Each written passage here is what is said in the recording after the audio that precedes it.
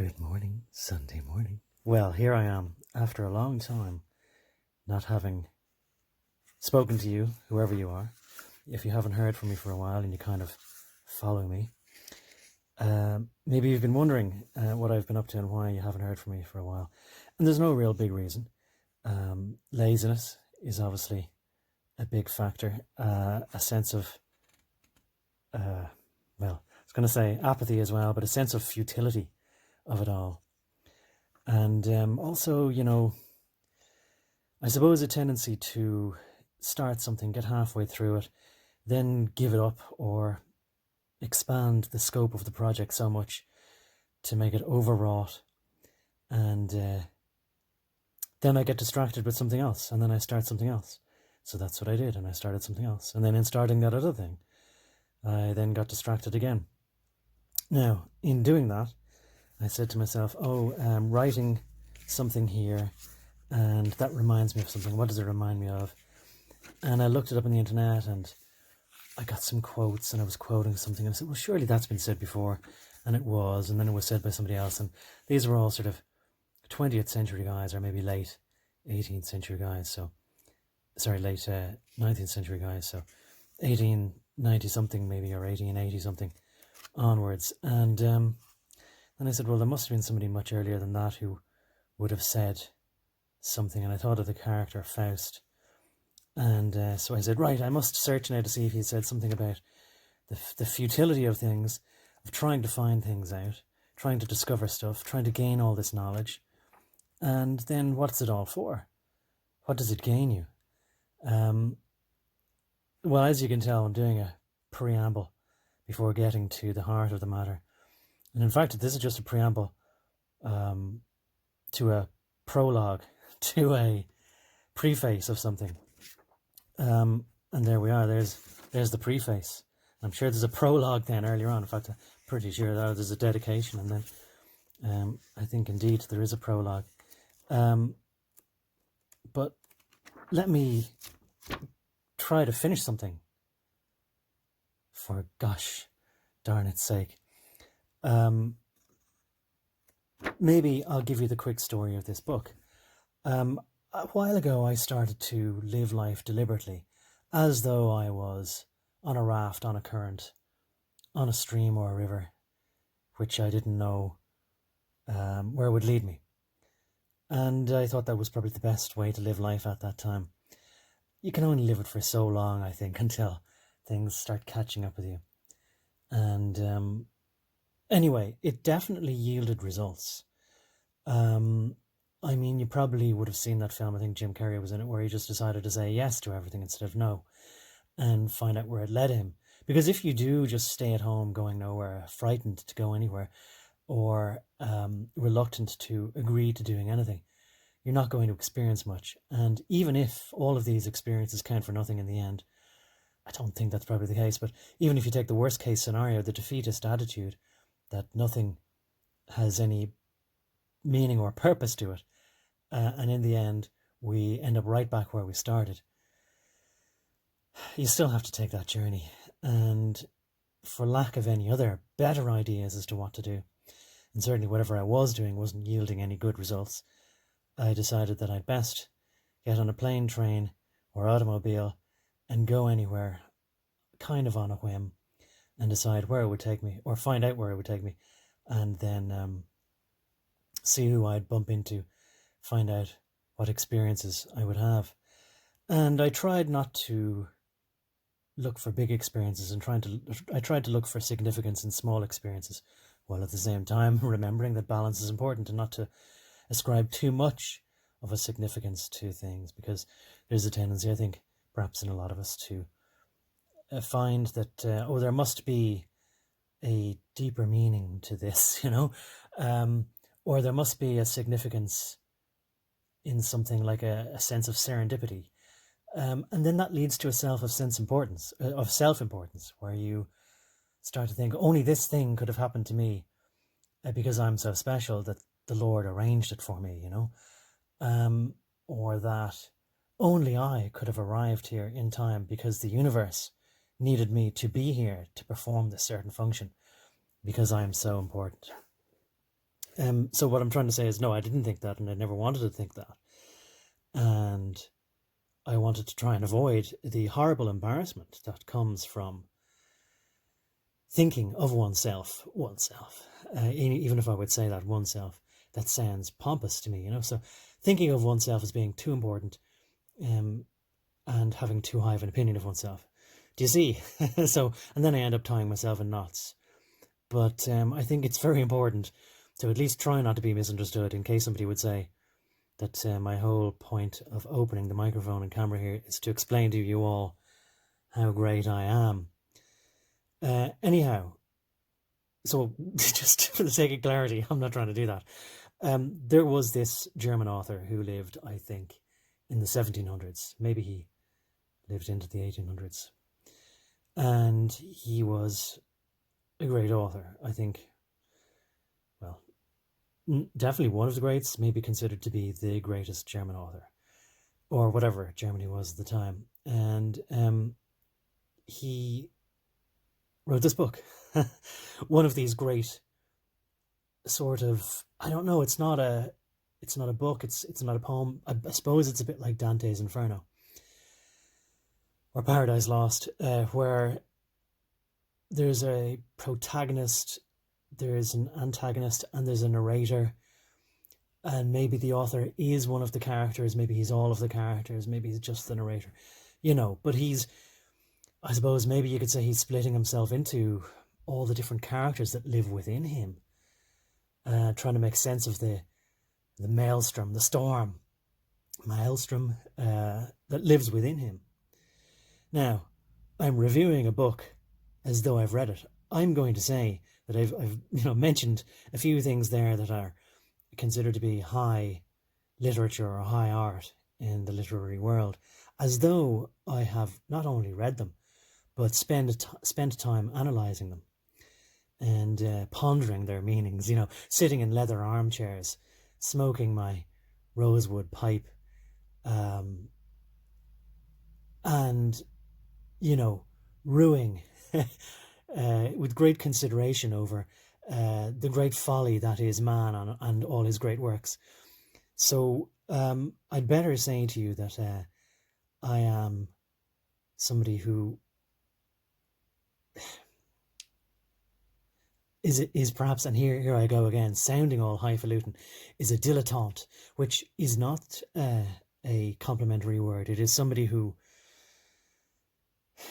it's considered to be an insult for people in academic circles, who has skimmed perhaps a few books here and there and now considers himself to be an expert on things, So I want to get it very clear, I don't. And this fella anyway, maybe I pronounced his name wrong already, Goethe. What was his name? Wilhelm Johann Goethe. Such a lovely German name. So now I better distract myself with something else here, because I wanted to mention, and I'm probably going to pronounce this wrong as well, that's Dutch, or maybe Afrikaans, you could say Van Schaik's bookstore in Pretoria. And sometimes, you see, you can find all these things on the internet, but there's nothing quite like having a book. And maybe this book is a bit of a unique book. I don't know. I haven't checked it out on the internet to see if somebody else has a copy. But I'd imagine that it can't be too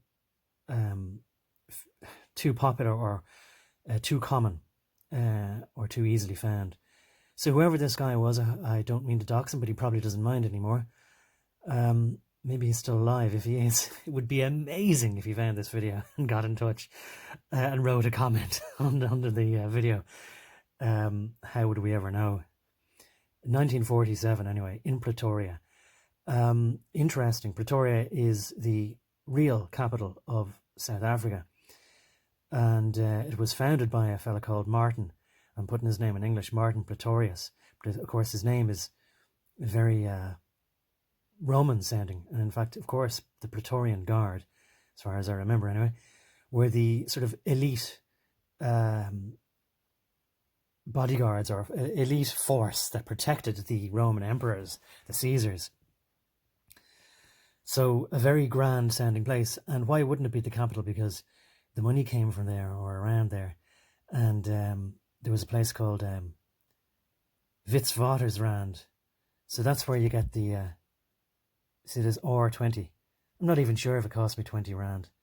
That's not much more than $1 or €1 these days. Although it used to mean something. You may have heard of the Krugerrand if you ever saw the Lethal Weapon film, where these South Africans were smuggling over their Krugerrand. And they were very evil, you know. Oh, these terrible, evil South Africans. And smuggling over their pieces of gold in the boot of their German BMW. Oh, they must be doubly evil. So if there's a German connection to it, you know. So this is how they get these ideas into you, by the way. But Martin Pretorius, he was one of the prime ministers in the early 1900s of whatever the particular territory of South Africa was at the time. Whether it was called the Republic of South Africa or the Transvaal in South Africa, that was probably a changeover period there. The Transvaal was like the valley that you cross through, you could say in English. And then the Rand, the Krugerrand, well, that was named after a fellow called Paul Rand, who was a prime minister of the same, roughly the same territory before him. Anyway, that's by the by, but I'm sure that there's a lot more to be looked into on that, and if anybody's interested, I'll gladly get to it. But this fellow, anyway, this book made its way from Pretoria, all the way to the Western Cape, not too far from Cape Town, and a fellow there had a fish and chip shop who I became friendly with, and after I went back to visit him a few times, and ate some of his fish, which was, I'm not sure if it was the best fish in the whole of the Western Cape or possibly in the whole of South Africa. I'm not sure. I can't remember now. But anyway, that's sort of a little joke. But, you know, why not? And who's to say that it isn't? And if you're ever there, well, maybe I don't want to dox him, but you ought to try it and see what you think. Anyhow, he probably didn't even charge me for this book, but maybe I did give him something for it. And a few other books that I got there. And I always thought that, yes, there is a certain serendipity that you see a book like this and you don't let it go to pass. You pick it up and you take it with you. And of course I said, right, well, I'll read this now when I get a chance. And I've had all the time in the world, of course, for a long time now. Haven't we all had a lot of time on our hands? And I still haven't read it. I mean, I've gone to it and thumbed through it. And it's obvious how quotable it is. But all of it's quotable. And you know, when I was a kid, adults around me would be able to quote books like this and quote from books like, as I say, Paradise Lost. And I get the impression that it meant a lot to some of them, at least. But maybe others, it didn't really connect with anything to them. Or maybe they understood it within just the framework of it being a book about the Faustian deal or the tragedy of getting to make a deal with the devil where whatever you want, you can have. And in this character's, Faust's particular instance, it was, could he have all the knowledge in the world? He wanted to know everything. And therefore, he'd have all the power in the world. And he'd be able to do anything with it. He'd be able to be in control of the world. And of course, as we know, what does it do you? What good does it do you to gain everything in the world if you've lost your soul in return? So it's the same thing. It's the same story in a way told over and over again. And I think that's why sometimes I think, well, there's nothing that I could say that hasn't been already said many times before. Many ways, many how. However it goes. Merry Christmas, I think I was going to break into. But this is it. Everything's connected to everything else. And I was going to say that I think maybe a lot of people who would have been able to recite this word for word, perhaps from cover to cover, it may not have meant much to them outside of those covers. They may not have related it to many other things. By the way, excuse my singing there. And I'm not trying to put them down, because as I say, the moment you start pointing at somebody else and saying, do you see how they are stupid? Well, you're guaranteed for something in the universe to come along and slap you square in the face and make you look very stupid. No doubt, if I haven't done it already, before I shut off this microphone. It'll happen before the end of it. The end of this video, I'm thinking. But anyhow, at least it will be honest, and the humour will be almost, you could say, divinely inserted.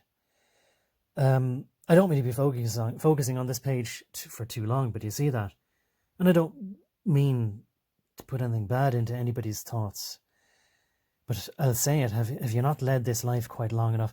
So many of us have been feeling this way. And I'll admit I have, Because I thought, look, what point is there in discovering anything more? It's all the same anyway. It's all just different variations of the same thing. It's all just serving to teach me the same lesson. We can keep looking into who said this and who said that. Who was it that was the instigator of this? But was there really somebody else behind him? And whether he was that good or he was that bad, which giants, or which shoulders of which giants was he standing upon? But the answer to that, I will have to say, is apparently not. Apparently I haven't been living quite long enough yet. And I will say this, I'll break off again and I'll say, there was a time, I don't know exactly when, maybe 10 years ago, maybe 20 years ago, where I began very arrogantly, of course, to think to myself, yeah, maybe I've heard about just about everything now. I mean, not that I'd actually read everything from cover to cover, but I'd pretty much heard of everything important, and I knew the gist of what everything was supposed to be, more or less. So that's a dilettante or dilettante, a French word, which is why it sounds so, pretentious, moi. But I suppose what I'm trying to say is, I'm trying to make fun of myself, because I don't even at this stage want to start pointing fingers and making fun of other people. Although we should, but not the people who deserve it. I mean, these people who say, oh, you shouldn't punch down, you should punch up. I mean, they are right. But of course, they'll take no hesitation in hitting a low blow if it serves their needs. So we're kind of, if we want to differentiate ourselves from them, we kind of are not just honor bound, but obliged then to always at least try to take on a battle that is, difficult, right? Not easy, because otherwise what are we proving? If we want to prove that we're in some way, more noble, more valorous, than those who we despise in some way for their cowardice and their underhandedness. Okay, I think that's enough of a preamble. And what I wanted to skip to here is two things real quick, and I'll try and keep this roughly to 20 minutes, but if not, I'll just have to go over the time, and I won't edit it or anything like that. This guy is talking about this guy, Goethe. Goethe, perhaps I should say, is better. Here's the preface, and a lot of people skip over this and they get right into the work. And I thought, look, I'd better go back and learn a bit about the context, And he uses a word which where is it now? Abnegation. Ab means from in Latin, or coming away from. So I interpret this word to mean, negation. It's pretty obvious, like take something away from. So, but in this case, he's not taking away something from the book he's trying to translate, but the translator, I think here anyway, wants to take away or remove his own prejudices, or his own flavor or his own style when he's translating the work of Goethe.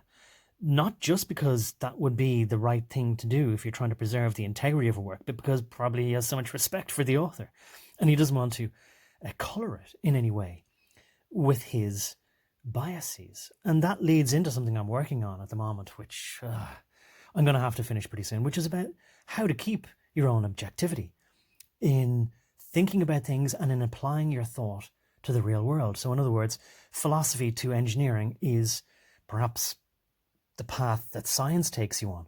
And if you don't put some kind of thought into how you're going to keep yourself honest while you're doing that translation between thought and action in the real world, or an idea and a creation that you then expect others to use. The good example is a bridge. I mean, if you just think, oh, I'm going to make it any old way because that's the way I think it should be, and if I've thought of it that way, well, then it must be good because I'm good, and if it collapses, it must have been somebody else's fault. If we don't ascribe that style of thinking, then again, we must explain, at least to ourselves, if we want to be able to explain it to others, why it is that that's the right way, or why it's the best route to take. So this idea of abnegation of one's own tastes and habits of thought when he's translating, I mean, it's just the perfect comparison, or the perfect companion to what I've been thinking of and what I've been trying to say myself. And of course, now that I've read it, I have to try and not make it colour my own thoughts too much, in case then I would be taking too much from it and plagiarising it. I mean, it's just as well that I've written most of it, and I just want to try and go and, confirm, I suppose, that I'm not talking nonsense and I'm on the right path here. And there was something else that he put in here, if I can find it again, a turn of phrase, which is that men who are translating things, they all have their own ideas necessarily. So, as much as you try and suppress your own particular predilections, you're going to have something perhaps remaining. So what he is talking about is the white light, in other words, the brilliance of Goethe's thought was thereby passed, because there were so many translators, I should have said, right? It was such a great work, just like the Bible, that there was so many translations, that there were so many variations in of it. So a comparison of 17 English translations from, I suppose, German, or whichever dialect of German that Goethe spoke, in the arbitrary meters, so the rhyme or the rhythm or the cadence adopted by the translators. Because again, this was not just prose, but it was a poem at the same time, where words rhymed and there was a rhythm to it, like a rap almost, you could say. But that's at the outer edge of what could be considered art, but not that it isn't. And in fact, I have to say that I do think that it is, because but it depends on whether they're just saying words for the sake of it, or whether there is a thought behind it in a creative process, and then the turning it around in the sort of the creator's tool to make it flow and rhyme. Anyhow, to get back to this, the white light, the brilliance of Goethe's thought was thereby passed through the tinted glass of other minds and assumed the colouring of each. So he goes in at length then to the translation here, which maybe I'll just take as a photograph for you to read, because this is getting long now. And I want to go to the beginning of the tragedy here, the first part of the tragedy. And he sets the scene, and there's a picture, a lofty, arched, narrow, Gothic chamber, Faust in a chair at his desk, restless. So here's the character Faust. I've studied now philosophy and jurisprudence, law, medicine, and even, alas, theology, from end to end, with labour keen. And here, poor fool, with all my lore, I stand no wiser than before. So isn't that it, What's it all for? And yet that's the beginning of the book. So he started out knowing it was pointless, but he completed it. So that I'm going to take as a lesson to me. Take what you will of it as a lesson, or something to carry with you and see whenever it might be useful. And I think another reason this has been useful to me now is because I'm going to upload this in portrait mode and all,